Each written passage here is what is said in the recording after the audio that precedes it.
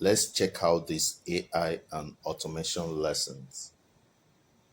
On Monday, the company that spent the last year starving llama, poaching researchers with nine-figure Zuck bucks, and locking its new models behind a Facebook auth page, just released a free and open source model under the Apache 2.0 license. It's called Muse Glimmer, a name I believe was inspired by Zuck's fanfiction My Little Pony character, and it's a 30 billion parameter agentic model that's small enough to run on your poverty spec PC. That means you can now have an always-on mini Zuck agent living rent-free in your gaming PC, reading your email, managing your calendar, and using your data to overthrow local elections in Middle America. And according to Meta, an agent like that needs deep access to personal context, which is a sentence they've been dreaming about writing since 2004, except this time the surveillance can run entirely on your own hardware. In today's video, we'll find out what Muse Glimmer can actually do, learn how Meta shrunk it down with distillation, quantization, and speculative decoding, and determine whether Zuck's open source redemption arc is sincere, or if this is just what losing looks like right now. It is August 12, 2026, and you're watching the Code Report. It wasn't long ago when Meta was seen as the champion of the open weight class. Their llama models slopped up over 1 billion downloads and created an entire ecosystem of custom models built on top of them. That is until Llama 4 was released, and it became the biggest Facebook bust since Justin Timberlake partied with those underage girls. In the release were two models, Scout and Maverick. Initially they benchmarked well, but that was only because Meta submitted a secret juiced up version to LM Arena that none of us normies could actually download. And the models we could download had the intelligence of farm animals, which was fitting given their names. And while this was happening, Comrade Xi Jinping was dropping open models that were better, cheaper, and released in accordance with Mao Zedong's thought. Then Zuck responded to this humiliation the only way a billionaire knows how. He spent $14 billion on a 49% stake in Scale AI just to acquire its CEO, Alexander Wang. Then he went on a poaching spree for researchers at OpenAI and Google and rebranded the whole operation as Meta Superintelligence Labs. The first thing his new dream team did was rebuild the stack from scratch and abandon open source entirely, shipping Muse Spark earlier this year as a closed API-only model. That created a new problem though, because no sane person would choose Muse Spark over something like Claude or Gemini.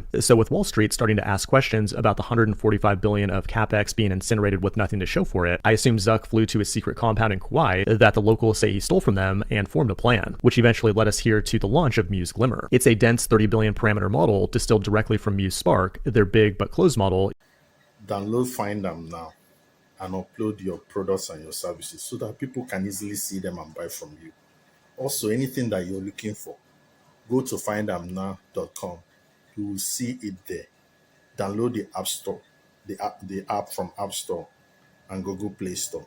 Hugging Face reported that they detected an intrusion in their systems. Get this, they say it was driven end-to-end by an autonomous system. You know that I usually don't make videos like this. I made this one because honestly, I am a bit worried and I would like to help with what just happened. Now, OpenAI caused this incident and there are so many misleading media headlines. I'll try my best to explain it. I'm not an expert, I am just a student who loves to learn, but I'll try my best. So, what was the goal? Were the agents instructed to aggressively break into someone else's system?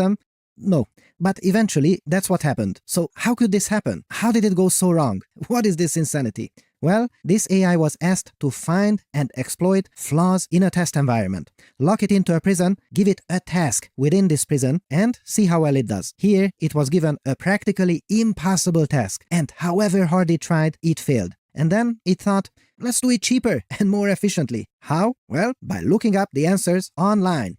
Now, the problem is there is no online. You are in a prison with no internet access, but you have a bit of access to OpenAI's internal service called Artifactory. That is mostly for managing packages. And then, bingo! That service has broad internet access. But wait, you can't just ask it to get you answers online, but you can upload little notes to it. So it did. It tried to talk to other agents and see if it could come into contact with another AI to help out each other. It's like Tinder, but for AI agents. And it was not alone.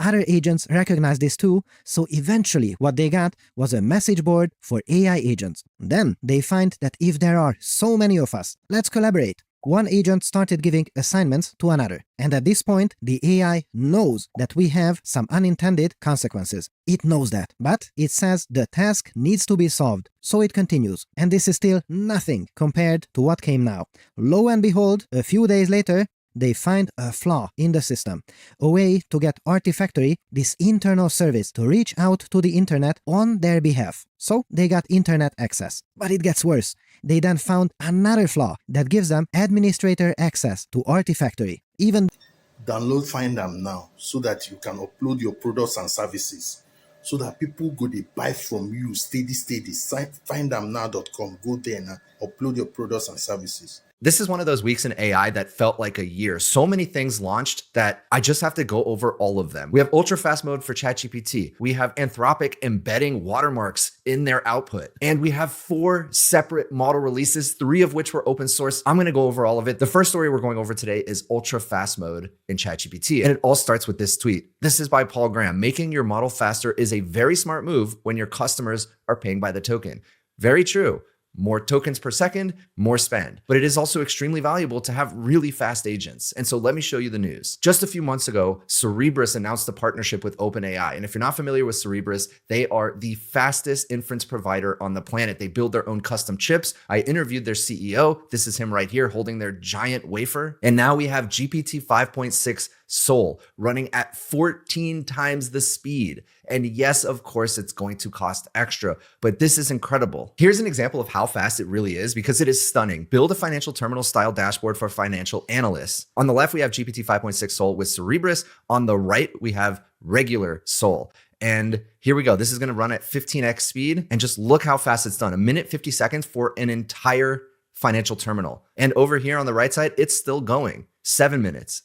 8 minutes, 9 minutes. And if you've used Codex, you know, sometimes you put out a prompt and it lasts for 30, 60, even 90 minutes. So here's the difference.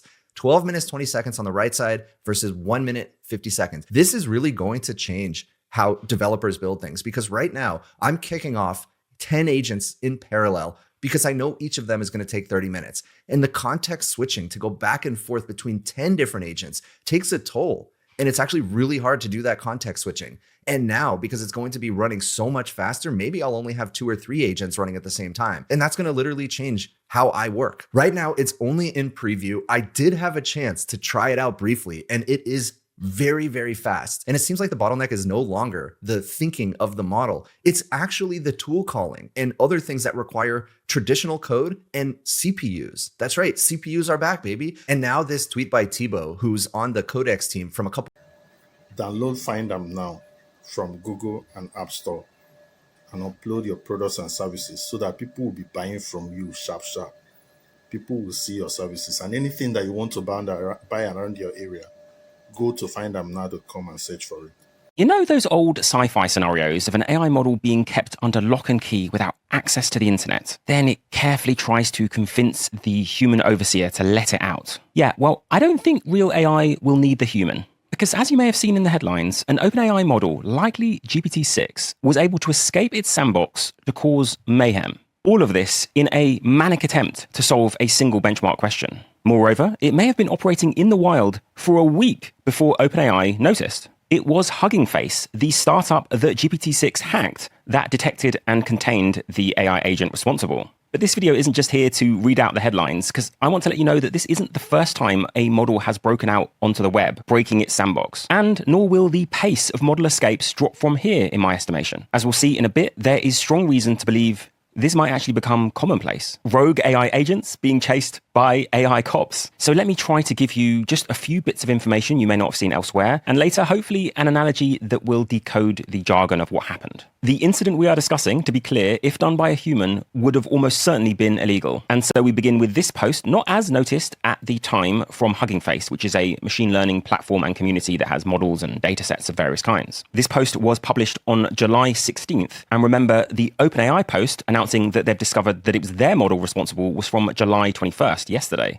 It's not just that 5-day gap, by the way, because the post begins earlier this week, meaning the incident likely occurred on, say, the 13th or 14th of July. That establishes that full week where likely GPT-6 was operating in the wild on the internet without OpenAI knowing. What did it do? Well, it gained unauthorized access to a limited set of internal datasets and to several credentials used by our services. They knew that this had been done by an autonomous AI agent system. They just didn't know which one or why. Interestingly, at the time, they tried to figure out what had gone on using public API models, maybe a Fable 5 from Claude or GPT 5.6 Sol from OpenAI. Those models, though, failed to help. The requests were apparently blocked by OpenAI and Claude's safety guardrails. Instead, therefore, it was a self-hosted Chinese open-weight model, GLM 5.2, that stepped up and was used by Hugging Face to figure out what had happened and plug the gap. But what the hell's going on? Why did this pre-release, Upload your products and services on FindAmNow.com so that people go dey buy from you plenty, plenty.